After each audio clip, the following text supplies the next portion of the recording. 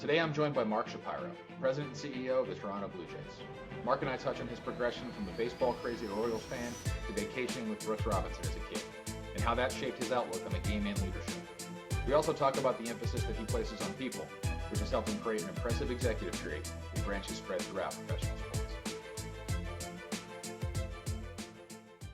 Mark, it's Mark, really good to see you. I appreciate you taking the time today. Great to be with you, Billy. Good to see you as well. Yeah, I know we just got out of draft time, and you're not as close to that as you once were. But that was always one of my favorite times of years for a variety of reasons, not just the excitement of getting to pick new players, but really just sitting in the draft room, listening to scouts, talking to scouts, guys that spend 362 days working toward those 3 days, not counting the years prior of following these guys around. But tell me a little bit about your thoughts in general, just coming right out of the draft experience with Toronto. Well, you pointed out one of them, which is it is remarkable and probably the most unique job in all of professional baseball, and that it is guys and women that are working all year round for just 3 days. So that is hard to contemplate what that feels like to work for, and to just see the outcomes kind of unfold so much outside of your control over those 3 days. But I think even more, Billy, as I kind of reflect on those meetings and the evolution of those meetings over my 31 years in the game, they're also a window into our culture. So I'm so proud, when I sit and listen to the meetings, the 2 weeks that lead up to the draft, which is kind of the culmination of putting together the board and ensuring we have the input and the subject matter expertise from a variety of people in the room. And, there were times 15, 20 years ago, and, the loudest voice in the room, the time of the day, so many different biases could infect the process of a draft. And we didn't even know or understand, all those things. I think today we're doing our best to regress out bias in that room, which is great, one. And then two, so many different people are contributing, across a variety of domains. And there's a level of open-mindedness and embracing that information, just with the idea that we're just solely focused on getting to the best outcome and the best decision, and not focused on credit or territory or whose area this is or anything like that. So that probably, those are the two things. The one you really mentioned right from the outcome, and the other is just it is a little bit of a window into our values, which is cool for me to see. Yeah, that's a great way of putting it. I would always love trying to find that balance of not just getting input into the decision, but there really were only a few times a year, and the draft's probably the biggest and best example of it, where you get people from every walk of life chiming in on key decisions. And for me, it was always fun to straddle that line where you wanted the passion, you wanted the guy beating the table, you wanted a little bit of argument and disagreement, as long as you can back it back down and say, remember, we're looking for the best player, not the best player from your territory, right? Yeah, so yeah. that's it's tricky for some guys to walk that line, but that's obviously the leader's job to sort of reel that back in, because you kind of want that unbridled passion a lot of times, because those scouts know those players better than anybody.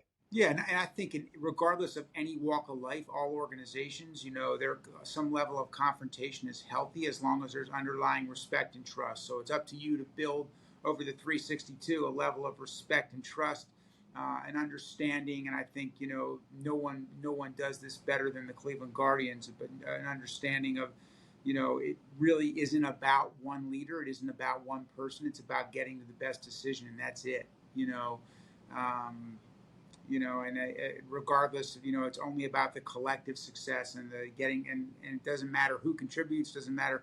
It's equal opportunity for whoever has the best information and the most meaningful information. Once you realize that and embrace that organizationally, it becomes a competitive advantage, and it frees up people to contribute. So I always want to say that if you walked into our room at the trade deadline or the draft or any other key decision-making point, if we're doing things right and the meetings are constructed properly, the systems are good, you shouldn't be able to tell who Ross Atkins is, the GM, from a young analyst who feels just as safe and secure contributing. And when we get to that point, which I do think we are there, that's a reflection of the culture we're aspiring to have.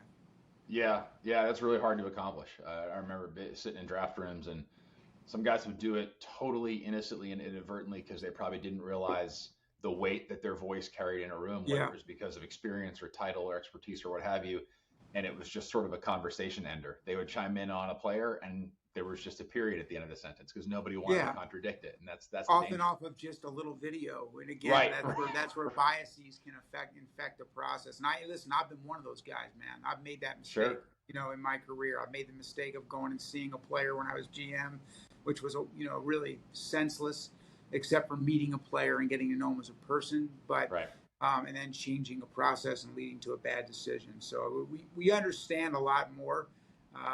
All those, those potential derailers of a good decision, and we have models in place to kind of ensure we're weighing information properly. And but the meetings still matter, and we still make changes to models in those meetings. And I think ensuring that there's safety, that there's comfort, that there's an understanding of what leads to additional information and what we consider, those things are all really important. Yeah, I think the the fact that you're agile with your model, I think, is really important because it's not the process driving the people necessarily, right? Where you're boxing yourself in because you have to check all these boxes in order to get to a decision. So I know you're obviously a very process oriented person, and that has, I'm sure, evolved not just over your career as a senior leader, GM, and president, but I'm sure throughout your entire career. I'd like to hear a little bit more of your perspective of how that's involved because I've, that is, years ago I got my first full disclosure, my first full time job with the former, now Cleveland Guardians, Cleveland Indians as an area scout, and I remember jumping through a whole bunch of hoops in the interview process just to get the area job, which I was very grateful for and made me feel pretty good about myself when I got the job. I said, okay, they didn't just hire me on a lark. I kind of earned it, right? That's But cool. and Yeah. that was for an area scout job, right? And so I've always, and then sitting through the draft room, it was very clear that there was a defined, trusted, sort of well articulated process. Whether everyone agreed with that or not was sort of irrelevant, right? But this was the Right. process we're going to follow towards getting to the right decision. So, how has it evolved for you? Your point about sort of making changes to the model over the years. Yeah. Well, one thing that you just noted, which maybe we did a little more intuitively, even led by John Hart, Dan O'Dowd when I first started 30 years ago, which is that the underlying understanding that the hiring process is the key to everything, So, and if you obsess about entry level hiring, which people don't do, which by the way is the same thing as the draft, right? Right, Like right. if you get the talent acquisition right at the lowest levels, then everything else takes care of itself. That's Yeah, true with building a championship team, and that's true with building a championship organization. And I would say, regardless of the business you're in. So now that I oversee the business side, just as important. Like, in what we have a tendency as organizations, not just sports organizations, but businesses, to shortchange the entry level hires and just kind of either outsource that, or we're just hiring interns. Who cares? And I think what we did in Cleveland, and there was a long guarded and kind of understood that, hey, we're a small market. Our only chance is if we have really talented people here, and then deploy those people in a culture where they feel valued to contribute right away, right? So that process you went through, that makes me smile to hear. We're doing the same thing now on the business side and the baseball side. And you're right. I mean, that's what I would want someone to take away. I'd want someone to take away that they are valued, that they are important, that the process kind of demonstrates that, that what they had to go through.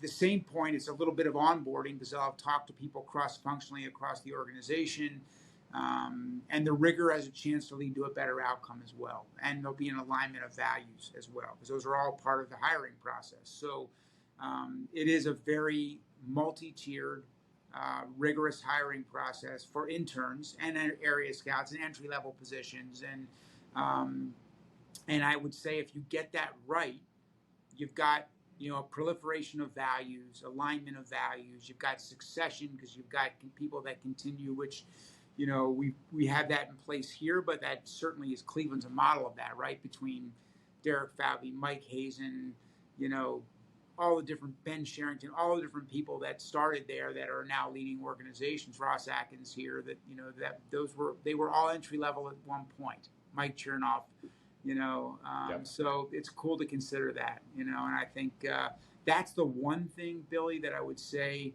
is the same. John Hart and Dan O'Dowd did that, with me, and I've always wanted to pay that forward, and maybe they were doing it just instinctively, not as much as a clarified process. Um, but that part of it, the understanding of getting entry level hiring right, the rest of it is comical to think about how it's evolved. Yeah. I mean, we could like talk about that if you want, but from not really understanding, where the biases and having processes that were really constructed just to kind of reaffirm a leader's opinion to truly wanting to get to the best outcome and regress out recency bias, contextual bias, all the different biases that can make a bad decision, can lead to a bad decision. So we do our best to kind of guard against that wherever possible by having really strenuous, rigorous systems in place and having meetings that are led to contribute to that rather than undermine that. And being disciplined and sticking to that, over time. So I think whether it's, it's interesting whether you think about acquiring talent, developing talent, or deploying talent, how we use talent at the major league level on the field. That's advanced scouting, that's, lineup construction, that's, changes within a game, bullpen usage, pinch hitting, defensive placement, all those things. We're using information so much differently now, and that requires culture to be the backbone, of all those things. So the processes are really have to be founded in the culture. They have to be in open-mindedness, humility, learning, progress, collaboration, true collaboration, respect and trust. All the things that we kind of touched along very quickly in just a couple minutes, but they're so important. Yeah, and that's a really smart approach, and really the only way you can do it when you try to marry culture and the value that you place on it with the culture is based off of the people, right? And so focusing on that entry level, that grassroots sort of effort of hiring people and really spending the time and energy to get that decision right. It's the same. It's akin to players, like you said. It's everybody would rather draft and develop their own players than have to go find it in the free agent market or in the trade market, because regardless of how much due diligence you have or how much data or how many times you see this player play, you don't know what you're getting until you get him in the clubhouse. 100%. And same thing with hiring like an upper level executive. Exactly. Again, on the baseball or the business side, you can have a great hiring process, but no one's that good of an interviewer. I can promise you. No one. If any leader tells you they are, they're full of it, because nobody nails people. That just doesn't exist. So there's some risk involved. However, if you work with someone for 4 years, doesn't mean you're going to know they're perfect, but you're certainly going to know where you need to surround them with people to complement them, where their weak limitations are, where their strengths are, and you're going to have a not just a much better, but a way better chance of making a good decision if you're promoting someone than just hiring someone from the outside. Yeah, exactly. And so digging a little deeper on that, obviously there's a cultural and value alignment that I'm sure you're seeking out, and the requisite skill set to be able to do the job. But what are some of the things that you target, really irrespective of department or role, when you're looking to hire someone in that entry level role? What things jump off the page for you? Probably start with open-mindedness, humility and open-mindedness, because that really is the kind of the core to a learning approach and a continual perpetual improvement. And I think if you're doing that across an entire organization from top to bottom, that you've got a scalable competitive advantage. So I think like that would be a non-starter. Someone that kind of comes in and no matter how smart they are, no matter how great their education is, if they think they have it all, no matter how great their experiences are, if they think they have it all figured out, if they're closed off to information, or if they're not focused on learning, waking up every day and thinking about where's the opportunity to grow, develop, and learn. And I need to model that, which it's easy for me to do because every day I'm reminded by how little I know and how much more people around me know. So I think, that needs to be modeled from top to bottom, from leadership all the way down the organization. So I think when we're looking to hire, that's probably the first thing, that we're looking for. The second would probably be, some demonstration of how they've handled adversity, setbacks, and that's just obviously a window into their character, like what the way they've responded to some challenges in their lives, no matter where they are, personally, professionally. So we're kind of looking to dig and understand how they've reacted in situations that have been adverse. And obviously, you've got different levels of adversity that people have faced in their lives, but we've all faced, some level of adversity, and that's a window, into the person's character, really, Absolutely. And then there's others too. I mean, I think awareness, of self and others, compassion, vulnerability, tolerance, um, prioritization, which is like critical reasoning and thinking, would be a huge one for me as well. But those are just some areas I think we would look into. Yeah, it's funny to I agree with every word you said. I value a lot of that pretty closely myself, but I would imagine that there's a lot of people that come in, particularly wanting to work in baseball, which is a hyper competitive industry. A lot of really talented, accomplished, smart people, would kill for the opportunity to come work at a Major League Baseball team. I would guess that there's a lot of them that don't prioritize that when they think of what the other team's looking for, right? They probably rotate more toward, analytical capabilities or resume or passion for the game or whatever it might be. And all the stuff that you just touched on is applicable to any industry. It's probably the qualities you'd want in a friend as much as, a coworker. Right? Yeah, well, I definitely feel like I'm working with people I want to spend time with, which I, if you wake up in an industry that's atypical, that, is certainly not. I mean, listen, this is the 4 days all year we don't have games, and we're still all in here working, So Right. it's like, which is crazy. But I've never, I'm in my 31st season, and I think that, when you kind of reflect on what leads to longevity in the game, it's that it's never been work for me. It's like it's the only two things I've really spent energy and time on consistently in my life are my family and my work. And, I love both of them and can't imagine wanting to spend time on either thing. So the people that I've worked with, whether it's Chris Antonetti, Andrew Miller, Ross Atkins now, the people I've had the incredible benefit of working with, and Marnie Starkman and Anook and Rodney on the business side here, I consider them to be friends too. They're colleagues, and I respect them, and I'm not, because we're together so much, I'm not hanging out with them all the time, away from the ballpark. Right. But I really do care about them and love them, and they're important parts in my life. They played important roles in my life, and will always have a very important part of my heart.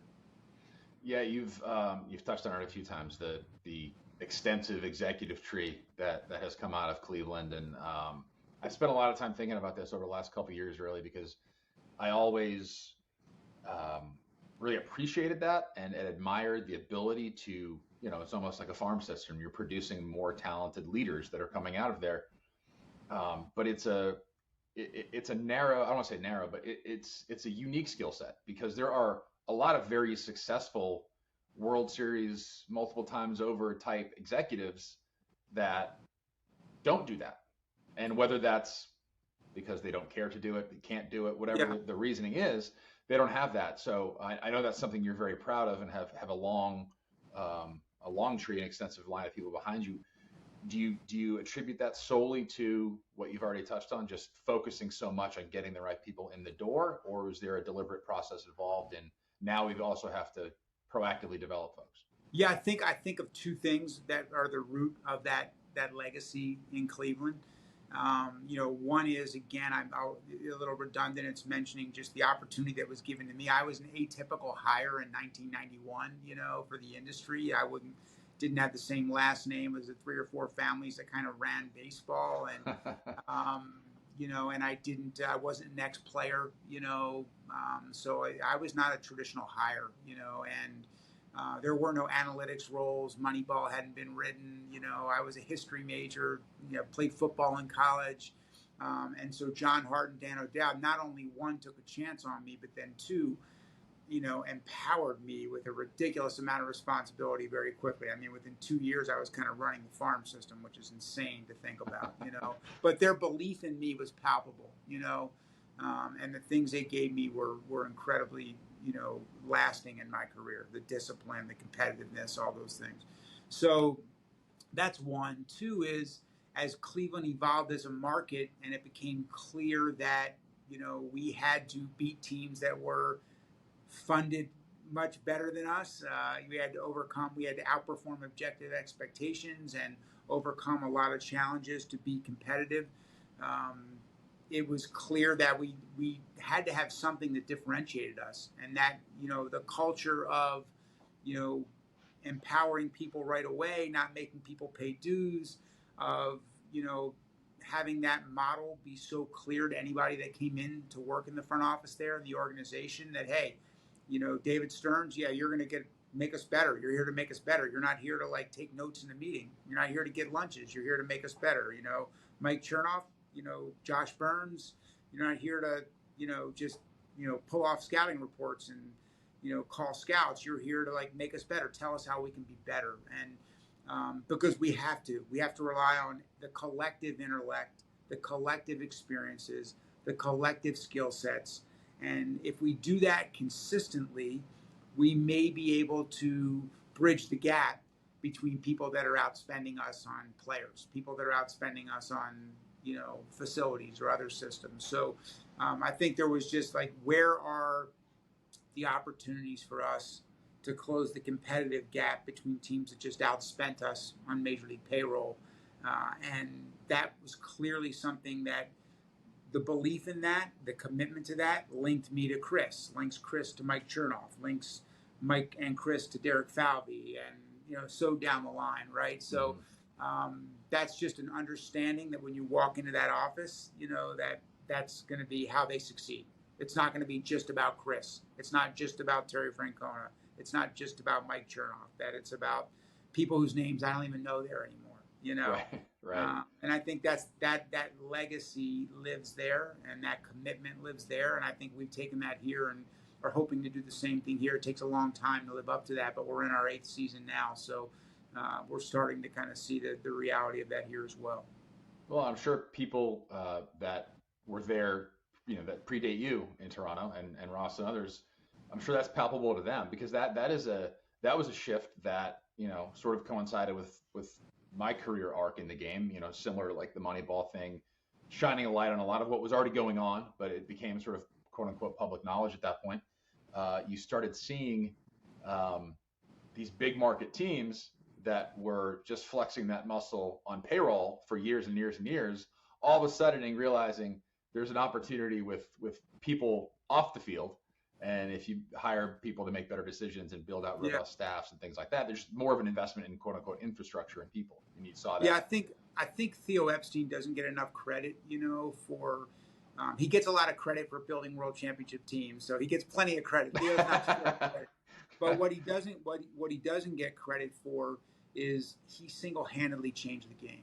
It was a great, when I became GM, in 2002, it was a great thing because the Yankees, the Red Sox, the Dodgers, the largest market teams, they spent very little effort and time on amateur scouting, on culture, on people, on resources, on international scouting, on player development. They weren't thinking about player development. They were just, we're just, whatever we don't get, we can go buy.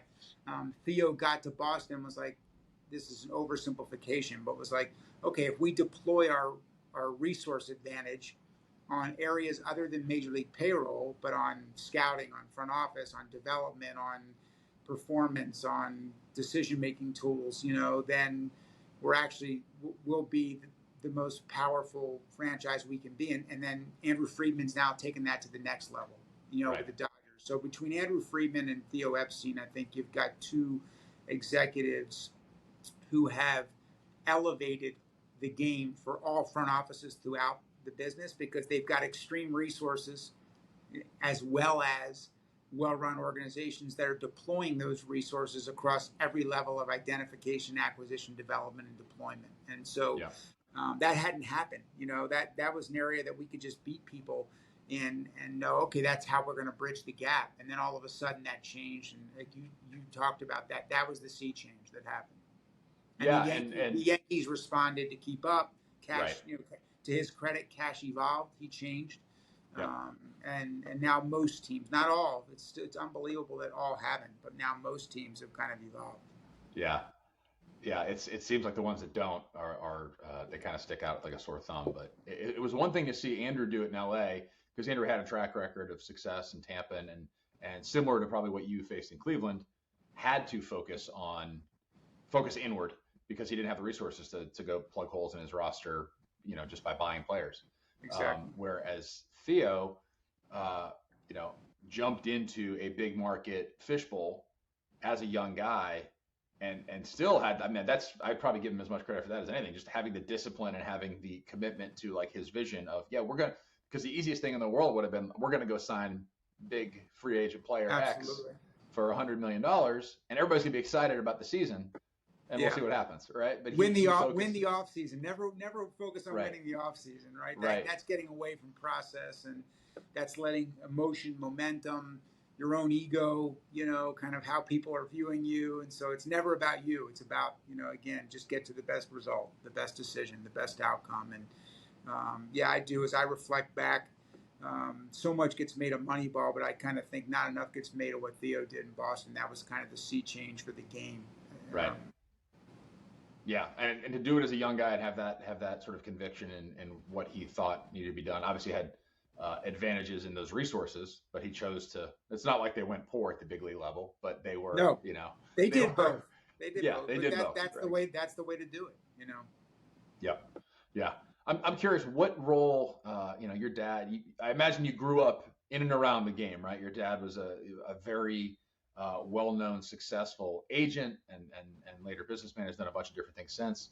But grew up around the game, grew up around sports. You were a football player. What role did your dad play in shaping your leadership style, your understanding of what it took to lead? A little bit different than you would think. First of all, my dad didn't really get into the professional baseball side until I was I think 13, like a 12 or 13. So, okay.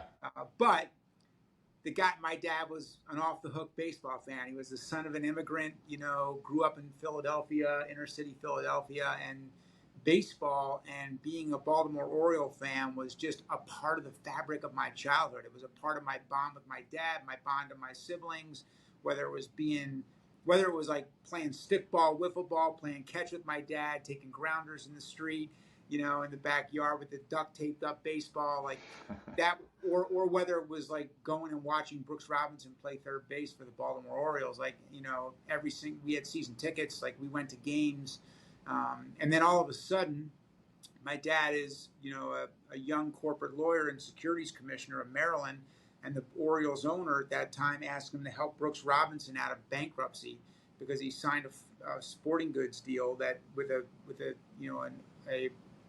bad company that went bankrupt, and they were coming after him for his money.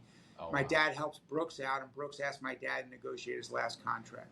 And that's I think maybe I was like 10 years old or something like that at that point. So my dad helps Brooks out. Brooks asked my dad to negotiate his last contract. My dad does that, learns a lot, and Brooks. What are you thinking at 10 years old, a rabid Orioles fan, and all of a sudden your dad's working with Brooks Robinson out of nowhere? Well, I mean, it was like a ridiculous evolution. I went from that kid hanging over the rail trying to get these guys autographs to Eddie Murray being at my dinner table. Because Brooks was like, I wish you were there 20 years ago, and my dad and Brooks became partners and ended up, by 83, when I was 16, my dad had 23 of 25 Orioles, some ridiculous. And when they won the World Series, so wow. Again, different game, different era of what agents were. They Sure. really were more. They were more advocates than they were kind of doing deals to kind of market for their next players. They were truly advocates of the players. Cal Ripken Jr., Kirby Puckett, they were clients of my dad's, and it was as much about understanding that legacy with those cities and keeping those players there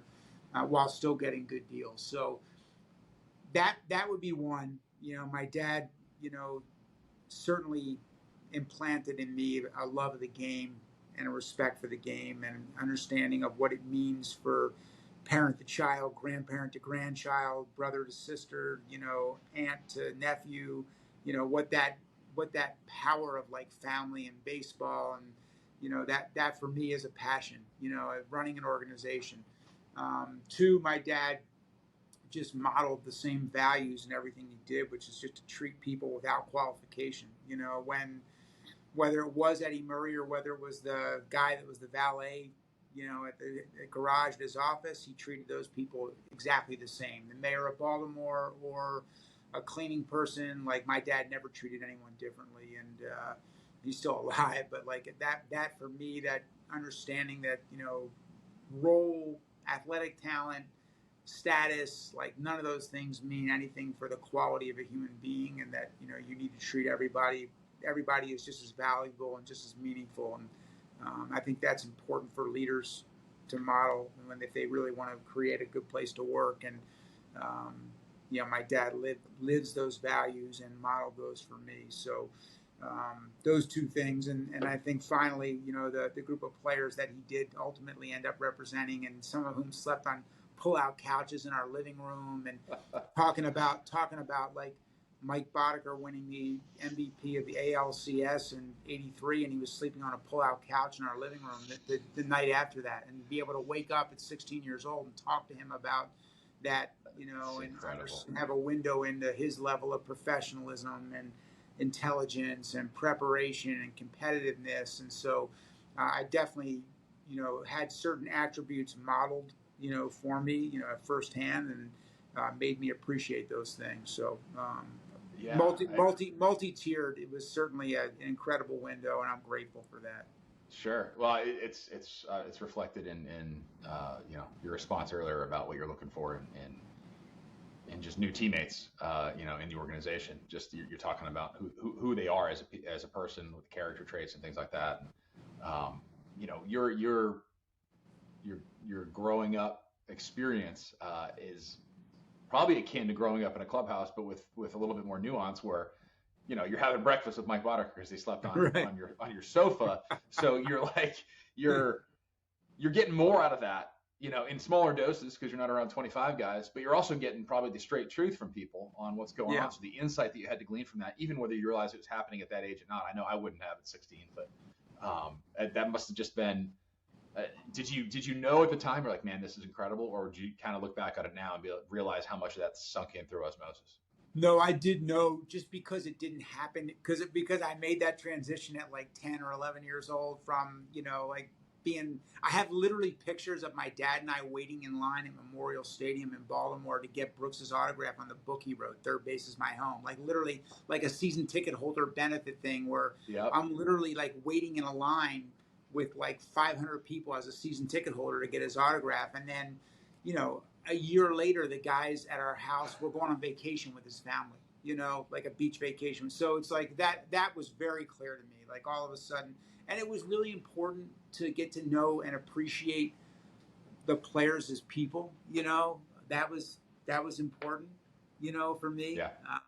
To not think of them just as athletes, and I think, one thing was to look at them between 7:35, it used to be 7:35, and Yeah. 10:35, and say that's when they are demonstrating a skill that is so incredible, but who they are as human beings is equally important. And you can't treat them differently because of that skill. It's got to be, you've got to look at them equally as important as human beings and care about them and understand, that they're all trying to do well also. So that nature of kind of I've always had, which is I'm pulling for guys. I'm not, so many front office executives beat players up because they're just thinking, A, it gets easier the further away from you get, and B, you're throwing your whole life into it. It's hard not to like get resentful, of a player. Yeah. I've always defaulted to kind of wanting to create an organization, and it's something that bonds me to Ross Atkins, where players feel how much we care, and they can feel that whether they walk into a building like our Player Development Center in Florida, like that building says it to them, you know, hey, these guys Yep. care. They're thinking about us, you know, or the meals they're eating, or, you know, the way we're traveling, or, you know, the weight room they walk into. Like all those things are opportunities for us to demonstrate that we're focused on what we can control, which is putting them in a position to be successful. Yeah, that holistic understanding and appreciation for the human being that's trying out there to perform for 3 hours every night, like that. That's not, to your point earlier. It's very easy to create that distance, to view these guys as fungible assets and just, buy and sell them kind of thing with no emotion or what have you. And to a certain extent, that's your job. But there's 22 other or 21 hours in the day that they're not playing, and what's their life like, right? And how do you help Yeah. them be better people? How do you help them feel supported? And you've focused a lot of attention and resources and time on a lot of those initiatives, sort of off ball initiatives, whether it's high performance or mental skills or what have you, or even just investing in meals and facilities like you talked about. It was obviously a very deliberate strategy or approach or philosophy to player development, or really human development, when it comes to Yeah. regardless of what age these guys are at. Yeah, and I'd like to think, like, when I look back at the players that didn't make it, you know, that or made it for a cup of coffee, or that we still hopefully impacted, you know, with some of the things, the tools they and resources they were exposed to, the approach to developing players holistically, mentally, physically, and fundamentally, the individual planning process they were thinking about, you know, that some of those things still translated into those people being successful in whatever fields that they moved into post playing. So, but regardless, like, I think we're still trying to create that environment for our players. Whether it's the family room here, we just renovated the stadium here, and we committed a ton of money and resources into the family room because I want them to feel. And that was something I learned from Danny Ferry when he was playing basketball when he went to San Antonio. He was talking to me about, hey, the biggest thing that stands out is just how much they care about our family. Like that alleviates so much stress from me. Like I can just focus on playing basketball. I can just focus on, you know, draining Pop from everything that he has to offer as a head coach, and because I know my family is being looked after by the organization. So they're like, oh, we're going to do that. We're going to spend Right. energy and time, and we're not going to. Those again, thinking about the sphere of things. Players need to think about the sphere of things they can control, because a lot of things they can't. Where they hit in the lineup, when they get used, the umpires, the field. So they need to think about the things they can control. The things we need to think about, the things we can control, and some of those things I just mentioned are some of the things we can control. Yeah, yeah. It's funny. I was when I got to Atlanta, that was one of the initiatives that sort of got dropped in my lap, was the family room. And I'm like, how am I the family room guy? How is this my responsibility? Right. But then I thought about it, and to your point, these guys, I experienced that either with my wife and baby at the time.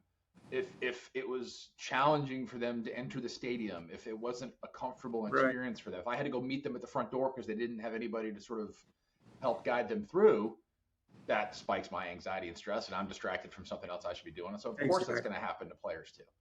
Exactly. And it's, I remember, there's countless examples of, but owners who, they can throw money around and sort of almost haphazardly at times, just to like almost show off. And then there are guys who do it, ownership groups that invest in, hey, someone got hurt, we're going to be there tomorrow with the jet to get them and their family home, and they're going to be working with nutritionists, or we're going to have resources there, again, to show them that you care. It's not about the money or the resources that are spent, but it's an investment in the human being, that you're not going to help us. You just blew out. You're not going to help us for the next 9 months. But we still care about you. We're still going to help you get better. We're Right. still going to be here for you. Little And thing. I mean, little things matter. yeah, And if you're thinking about, if you do a whole lot of little things really well, and if those are guided by your values and by your beliefs and the things that link people to each other within the organization, and you do that consistently, repetitively over a lot of years, there's still going to be ups and downs. But you're just going to create a better place to work. And I always, people say, that asking what your why is. I say, hey, my why simply is to make this the best place to work and the best place to play. And then from that, I can think of like 1,000 little things I can do each day. But I wake up each day thinking how to make this the best place to work and the best place to play. And I Yeah. think that results in a bunch of little things that I can actually control because, this, Billy, from working so long in the game, but there are so many things we can't control that you can, lose your mind.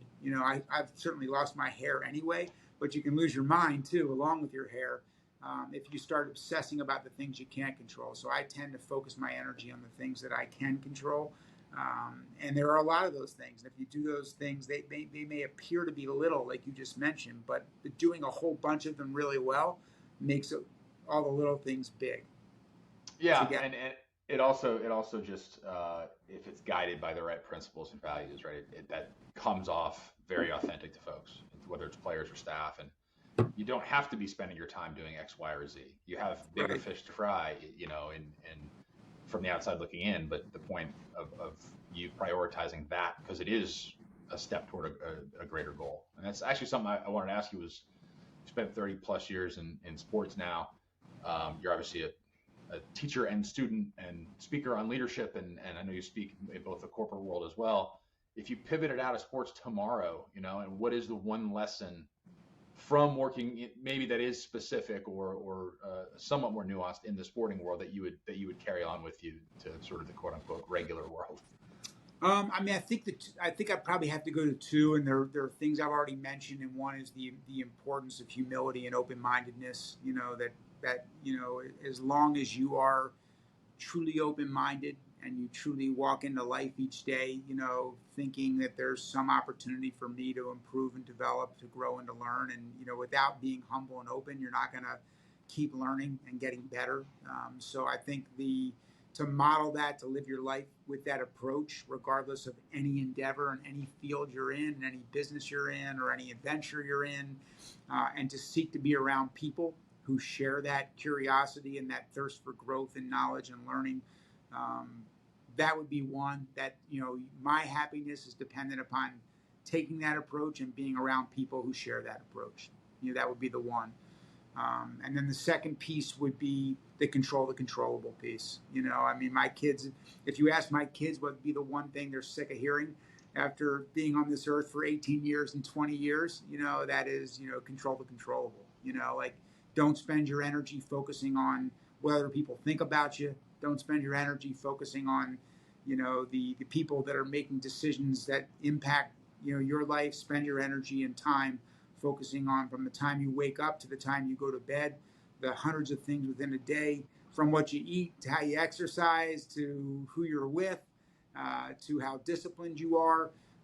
But focus your energy and time on the things you can control. Control the controllable, and then you'll be shocked how many things out there you can control, and how effective your use of time is when you're focusing on those things, and how much better you get when you're doing that. So I think those would be. I know I gave you two when you asked for one, but those would be the two things if I pivoted today, or if I was talking to someone and said, what could you pass down that you've learned that you think would be most valuable? Those are the things I try to pass down to my kids, and that would be the same thing. Yeah, amen, amen. I try to do the same thing, and I do think sports gives you a unique appreciation for that control the controllables mindset because It definitely does. you know You won't maintain your sanity if you don't do yeah, that. yeah, and that was something I learned when I got into an executive role, and you work this day, or you work the whole off season. That's probably the best analogy. You work the whole off season, and you're proud of this product, this team that you've helped build and contributed to, and then the flyover and the fireworks and the first pitch is thrown on opening day, and you're like, I just have to sit here and watch now. I have no control over any of this, and Yeah, it's it's a like tough thing. it is. The It toughest is. 2 to 3 hours of the day are watching the game, man. Without Yeah. a doubt, Yep. 100%. That's the toughest 2 to 3. Yeah, I used to, as you know, used to work for the late Kevin Towers, who's incredible, and KT we would joke that it was 3 hours of misery. He was like the most upbeat, positive guy Yeah, I for know. I mean, for KT, I think never watched. He had the Hall of Fame closer and Trevor Hoffman, right? He never never saw him watched a close a save. game. Yeah. Yep. So, and Yeah. I have a similar approach. Now it's like, man, by the time you get, Eric Wedge used to tell me when he was, manager of the year, it's like, hey, you work to get the ball in the closer's hands, and then it kind of is what it is. Like, you've Yeah. done everything right if you get the ball in the closer's hands. So, but it's not going to happen every time. It's Right. just the game. So Yeah, and you want to tweak and you want to make changes, and then to your point earlier about going to watch one game of an amateur kid before the draft, right? Like, what are you really going to glean from that, as opposed to all the hours that right, everybody else is getting paid to do yeah. that for you? But I tell You you want, what, if it ever gets easy, you can't. There's a line between rationalizing losing and like the competitive side of me. I'm 31 years in, and man, the losses still take a toll on me. yeah, They still. I know I can intellectualize it and know that I can't control what happened within that game, but I'm going, and then I tend to then divert that disappointment and that energy and put that as fuel back into improving process, getting, empowering people, thinking about how we can make better decisions. But um, if you're in this business and are not competitive, that competitiveness needs better be there too, because no, for sure. it never gets easy. That's the one thing that I've always been. I don't know if I'm envious or not, but the difference between baseball and say football, everything is just magnified so much in football because they don't have that many games. You got 8 home games a Yeah. year, and so you live and die with every. It would be like living and dying with every pitch, Yeah. in baseball. So there's like I feel for him in that regard. Whereas baseball, it sort of trains you for that discipline. You can't be a madman frothing at the mouth after every homestand because you No. got 15 more to go, right? Exactly, it's mind-boggling. 162 games is the beauty of baseball, really. That you're never, the best teams will, you know, they might not win the World Series, but the best teams will get in the playoffs. Yeah. Because you can't hide over 162. Mm-hmm. If you survive that, you did some things really well. Yeah, no doubt. Uh, One more question, and I'll let you go. I know you've got your "Man in the Arena" print there behind you, which is one of my favorite quotes. I know you're a big reader as well. Do you have any favorite books that you'd recommend? I mean, I've got a bunch of them. I think one of the ones I've read recently that a lot of people may not have read is called "Belonging" by Owen Eastwood. Who's a performance coach for a rugby team in England, and he's from New Zealand and has some Maori background. And it really was. You read so much that is kind of regurgitated, different language but similar beliefs and kind of expressions of ideas. But I felt like he talked about the power of creating an environment of belonging and what that can mean for a team, an organization, and a business in a way that I haven't really heard expressed that succinctly and that meaningfully. So that's a recent one that I've read. Historically, it's funny because it's about kids and education, but it was a diving off point for me into grit and so many other things. So How Children Succeed by an education writer named Paul Tough. Every parent should read it, but every leader should read it too. It was kind of an affirmation of the things I've learned about hiring and creating organizations, and then I certainly Legacy is another one that I was going to bring it up. Yeah, just some great. I'm skeptical sometimes with journalists, because they see what the organization chooses to show them. But there's certainly, things to be learned, from the All Blacks and their elite level of success. Not all of it translates to professional sport, but there are some great lessons to be learned. And James Kerr did a great job of kind of distilling those into a neat book that I think everybody can at least contemplate and learn from, whether or not they're reality or not. Yeah, no, Legacy is one of my favorites as well. And it's funny when you start talking about belonging, that's where I thought you were going. You're like, all right, New Zealand rugby, and I didn't know about the other one, so I'm gonna have to check out belonging. But Mark, I know you're busy. One of the few days of the year there's not a game going on, so I appreciate you taking some time to spend it here. It's been a lot of fun, and just really appreciate your time. No, great to reconnect with you, Billy, and appreciate you and what you're doing and what you're putting out there. And so thank you for giving me the forum and taking the time and the ability to reflect a little bit and think about leaderships, organizations, and people, which is certainly passion for both of us. Yeah, absolutely. I appreciate it. Thanks again, Mark. My pleasure. Thanks for listening to this episode of the No One Is Watching podcast. If you haven't already, be sure to hit subscribe to be notified of future episodes. If you'd like to support the show, please take a second, leave a rating and review, or share it with your friends. If you're interested in similar content, you can check out my website at nooneiswatching.com, where you can subscribe to the newsletter, read my blog, or follow me on your social media platform of choice. Look, your time is valuable, so thank you for lending me some of it. We'll see you next time.